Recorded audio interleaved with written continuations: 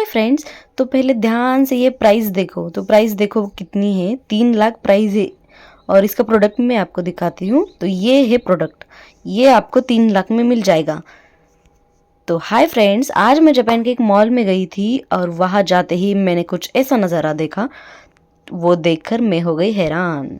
Mall की entry पर ही बहुत सारे क्यूट पपी और किटन थे। उन्हें ग्लास के छोटे छोटे रूम्स में रखा गया था ताकि लोग उन्हें आसानी से देख सके। हर पपी और किटन के नीचे उसकी फोटो, नाम, ब्रीड, एज और प्राइस लिखी हुई थी। और फ्रेंड्स, जब मैंने उनकी प्राइस देखी ना तो मुझे शॉक लगा, लिटरली शॉक लगा भाई। कुछ की प्राइस 3 लाख येन थी, कुछ की 4 लाख, कुछ की 5, कुछ की 6 और कुछ तो उससे भी ज़्यादा थी।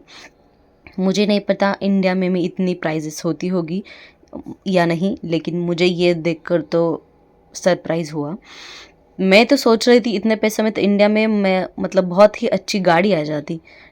और दूसरी तरफ देख रही थी कि हाँ भाई, इतने में तो मतलब 3 लाख तो इनको कुछ कम ही है, क्योंकि ये दिखते भी इतने क्यूट है। तो जापान में बहुत लोग डॉग्स और कैट पालते आपको दिखाई देंगे। यहाँ इंडिया की तरह बड़े फैमिली में साथ साथ नहीं रहते, कई लोग अकेले रहते हैं।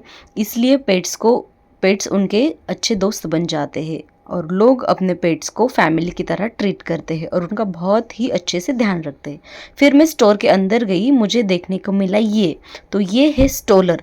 अगर आपके पेट्स चलना नहीं चाहते तो आप उन्हें इसमें बिठा के घुमाने ले जा सकते हो। तो पेट्स के लिए इतने क्यूट कपड़े भी थे यहाँ पे। मुझे समझ में नहीं आ रहा था शॉपिंग मैं कर रही हूँ या पेट्स कर रहे हैं।